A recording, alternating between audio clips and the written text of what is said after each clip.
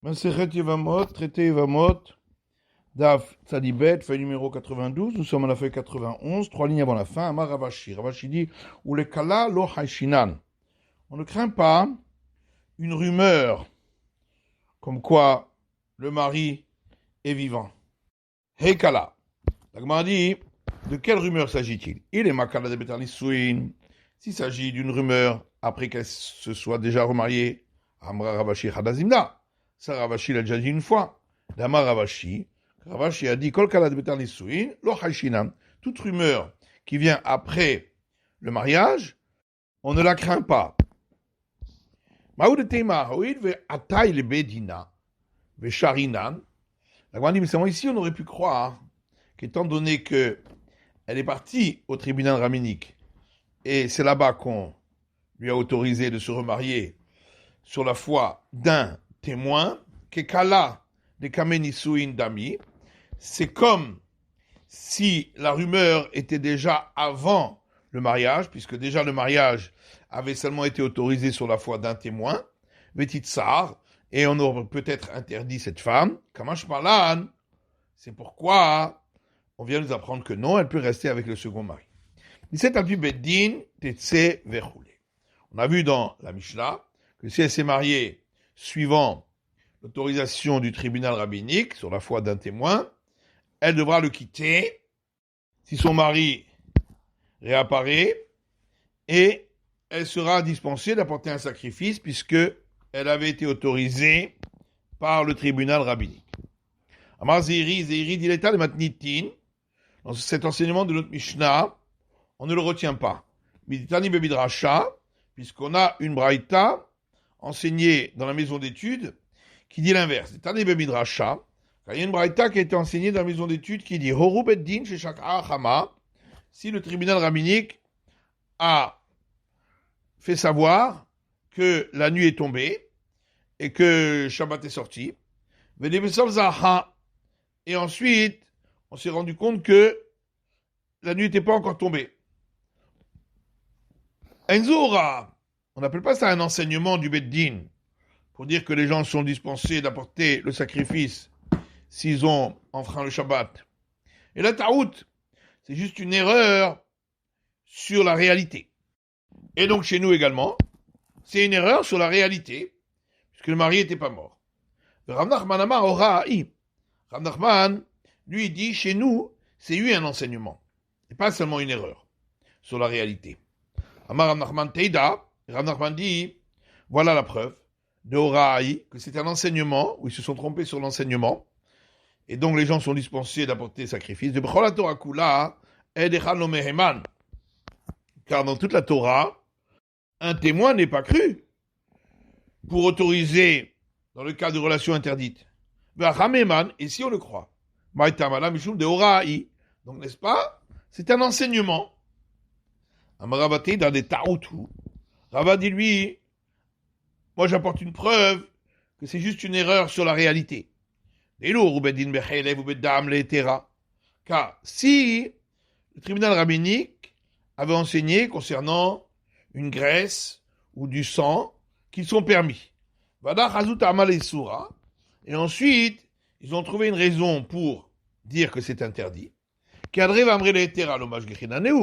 Si ensuite ils l'autorisent malgré tout, on n'en tiendra pas compte. Alors que ici, lorsque vient un témoin dire que le mari est mort, on autorise la femme. À tout trait, à Sarna, si deux témoins viennent dire ensuite qu'il n'est pas mort, on interdit.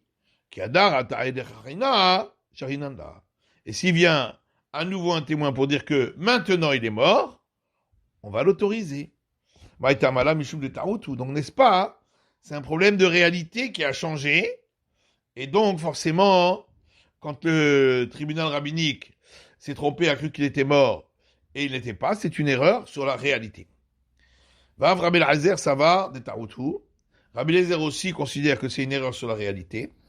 Tania, Rabbi Eliezer Omer, Kaimbraïta qui dit, Rabbi Eliezer dit, Yikov Adin et Tahar, la règle transpercera la montagne.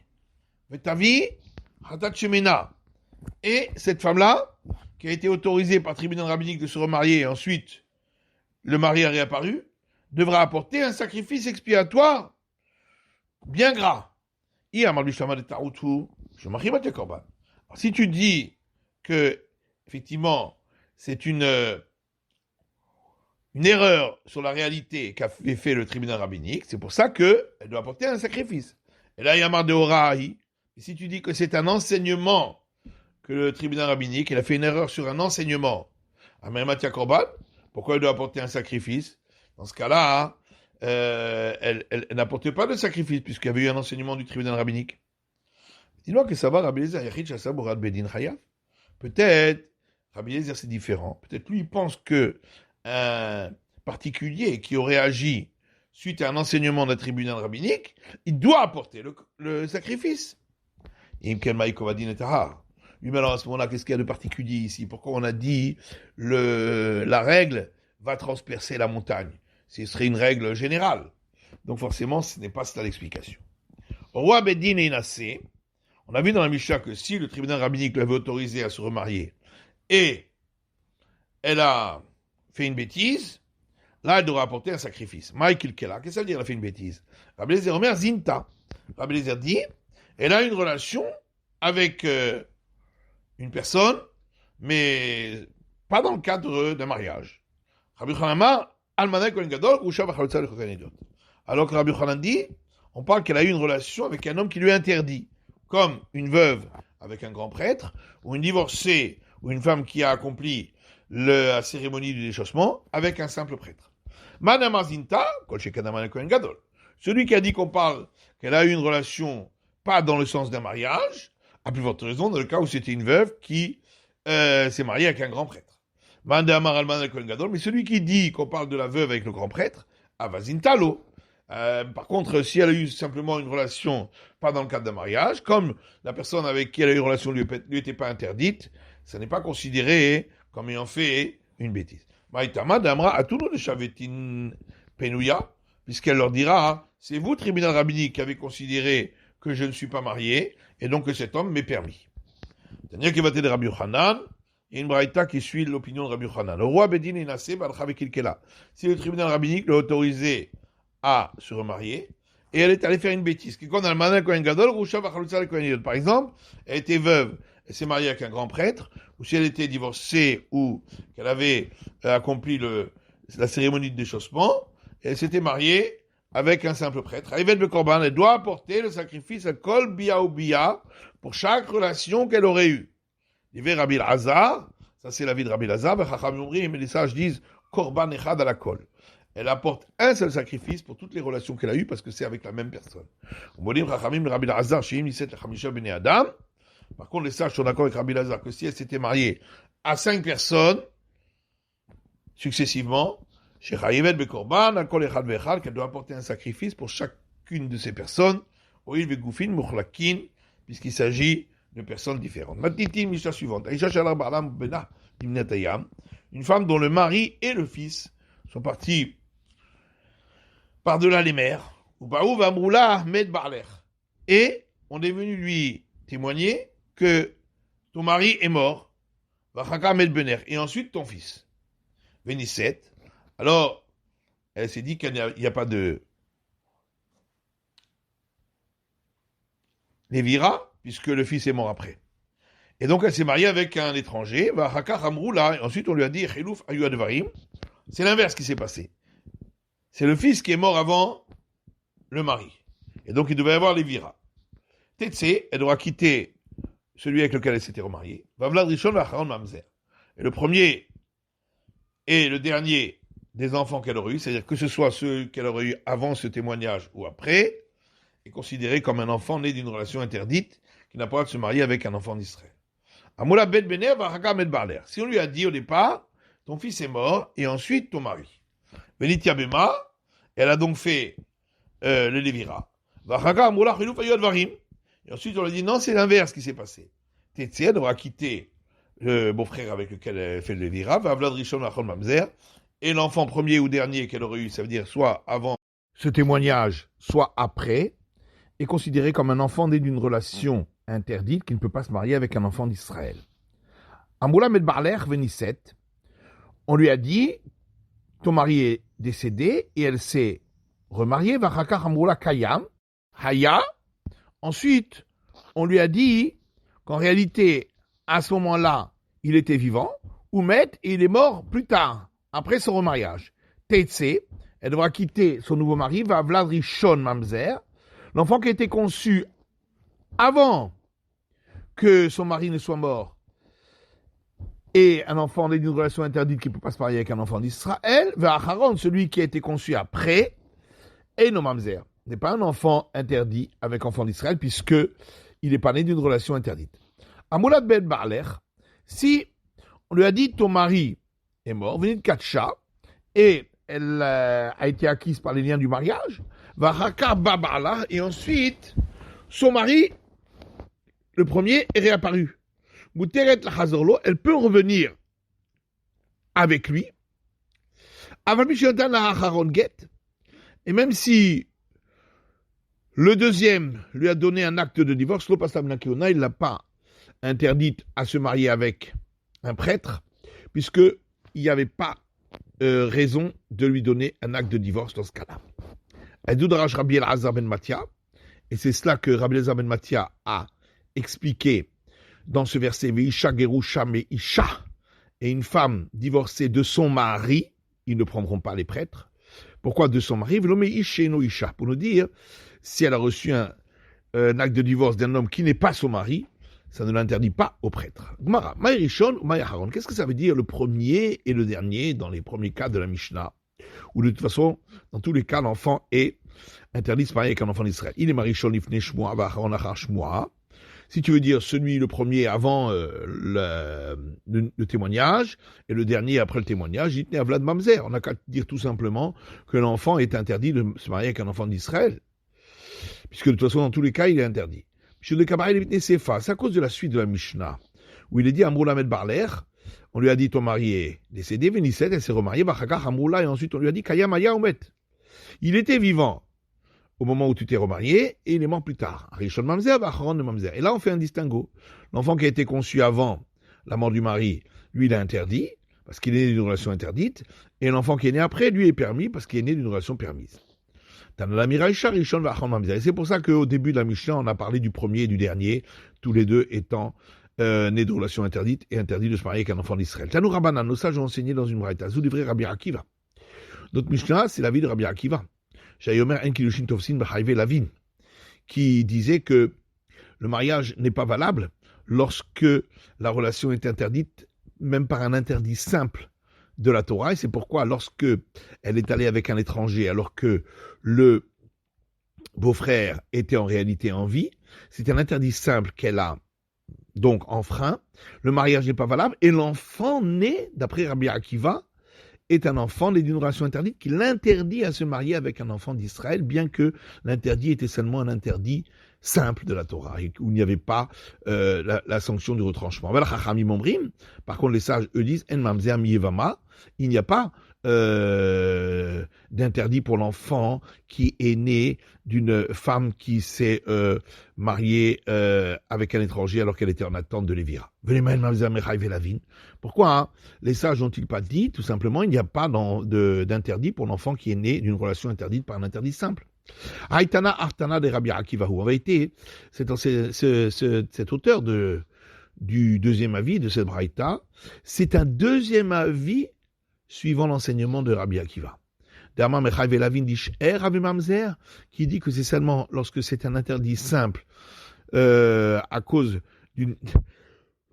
d'un lien de parenté que l'enfant est considéré comme interdit, né d'une relation interdite. Mechaïv Elavin Grédé, mais si c'est un simple interdit où il n'y a pas de relation de parenté, Loav et Mamzer, l'enfant n'est pas interdit de se marier avec un enfant d'Israël, c'est pourquoi dans notre cas également.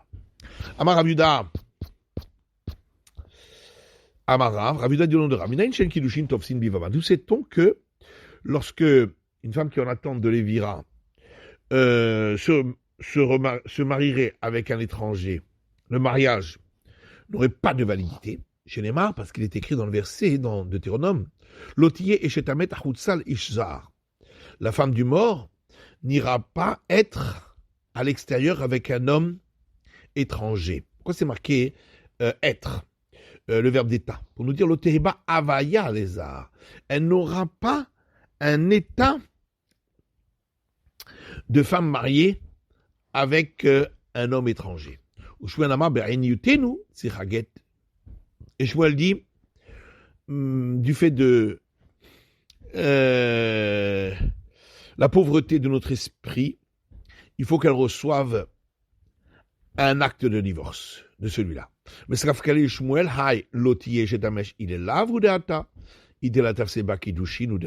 car Shmuel a un doute. Est-ce que quand c'est écrit dans le verset, la femme du mort ne sera point, est-ce que c'est simplement pour dire qu'il y a un interdit simple, ou bien pour dire que, également, le mariage n'a pas de validité dans ce cas? Amari Ramari Barachel et Ravashi, Ramari Barachel dit à Ravashi, Achi Amar Amemar, ainsi a dit Amemar, Alacha Kevate di Shmuel. On suit l'avis de Shmuel. Amar Ravashi Ashtad Amar Amemar Alcheta Kevate di Shmuel. Ravashi dit maintenant qu'Amemar a dit qu'on suit l'avis de Shmuel. Imaya Yevamar Kohen, si le beau-frère qui devait faire le Lévira était un prêtre, Choletzla, il lui fera avec elle la cérémonie de déchaussement, puisque de toute façon, le Lévira, il ne peut point faire, puisqu'elle va devoir recevoir un acte de divorce du second, et elle sera interdite au prêtre. Et ainsi, elle sera permise à l'étranger avec lequel elle s'était mariée. La Gemara de Gouré et de Gar. Oui, mais alors, elle va recevoir une rémunération, une récompense, à cause de l'interdit qu'elle aura fait d'être allée avec cet étranger. Maintenant, on lui permet de rester avec lui. Alors, on a trouvé une personne qui faute, et en fin de compte, elle reçoit une récompense. Et là, Imaya Yevamar Israël, seulement, voilà ce qu'il a dit. Si le beau-frère était un Israël, alors l'étranger lui donnera un acte de divorce, elle sera permise d'avoir l'évira avec le beau-frère. Amarav Gidal Amarav, Ria Bar Yosef Amarav, Rav Gidal dit au nom de Rav Ria Bar Yosef au nom de Rav, Yevama Kiddushin Enba Nisuin Yeshba. La femme qui est en attente de l'évira, il n'y a pas de possibilité d'être acquise par les liens du mariage, mais il y a la possibilité d'entrer dans la maison du mari par mariage. Alors, s'il n'y a pas de possibilité d'être acquise par le lien du mariage, alors il ne doit pas non plus y avoir de possibilité d'entrer dans la maison du mari par ce lien de mariage. Alors, il faut dire qu'il a enseigné qu'il n'y a pas d'acquisition par le lien du mariage et pas non plus d'entrer dans la maison du mari par ce lien du mariage. Oui, Baïtema, si tu veux, je peux donner encore une autre explication. Qu'est-ce que ça veut dire qu'elle est entrée dans la maison de l'autre? Biznout. Ça veut dire simplement que si elle a eu une relation avec un étranger, elle est interdite à celui avec lequel elle aurait dû observer le Lévira. Qu'il est Ravamnouna, et ça suit la vie de Ravamnouna. Damar Ravamnouna, car Ravamnouna dit Shomeret Yavam Shezinta. Une femme qui est en attente de Lévira, qui a eu une relation avec un étranger, Asura Livama, elle sera interdite au frère avec lequel elle aurait dû accomplir le Lévira. Viba Itema, et si tu veux, je peux donner encore une autre explication. Léolam Kidamra Mikara, on peut toujours dire, comme on a voulu dire au départ, que l'acte d'acquisition par lien du mariage n'est pas possible avec un étranger, mais si elle est entrée dans la maison de ce second, ça a un effet. Et pourquoi? Par le fait que on pourrait sinon confondre avec la femme dont le mari est parti au loin, par-delà les mers, et elle s'est remariée parce qu'on lui a dit que son mari était mort. Et là, effectivement, on fait une différence entre le cas où elle a simplement reçu l'acquisition des liens du mariage, où elle peut retourner chez le premier mari, et le cas où elle est entrée dans la maison du second et elle ne pourra plus retourner chez le premier. Et bien ici aussi, on dira la même chose pour ne pas confondre entre les cas. Rabbi Yannai dit, lorsque les sages étaient rassemblés ensemble, ils se sont comptés et ils ont décidé que l'acquisition par lien du mariage n'est pas possible avec une femme qui est en attente de l'évira par ailleurs. Amalé Rabbi Yochanan Rebi lo mishtatenuizu. Rabbi Yochanan lui a dit, maître, est-ce que ce n'est pas déjà l'enseignement d'une Mishnah? Dites-nous, parce qu'il y a une Mishnah qui dit, Omer le Isha, celui qui dit à une femme, Mariat Mekoudé Chetli, la Hachet Gaïer. Tu es acquise par l'acquisition des liens du mariage pour que ce soit effectif après que je serai converti. Le Hachet Gaïri ou après que tu sois converti. Le Hachet Ishtacher ou après que je sois affranchi. Le Hachet Ishtacheri ou après que tu sois affranchi. Le Hachet Amoud Barler ou après que ton mari sera mort. Le Hachet Amoud Achoter ou après que ta sœur sera morte.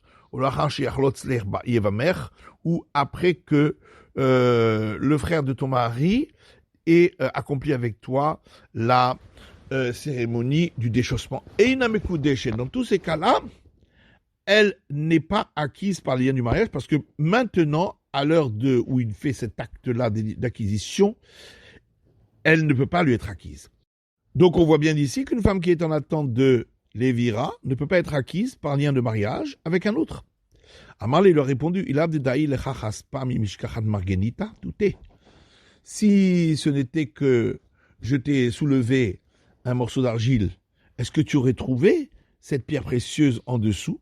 Donc si je ne t'avais pas donné cet enseignement, est-ce que tu aurais compris que c'est cela que la Mishnah veut dire? Tu aurais peut-être compris que la Mishnah veut dire que, étant donné que pour l'instant c'est interdit de se marier avec elle, d'avoir une relation avec elle, donc ça ne peut pas s'appliquer, mais tu n'aurais peut-être pas déduit de là, sans mon enseignement, que le mariage n'est pas valide.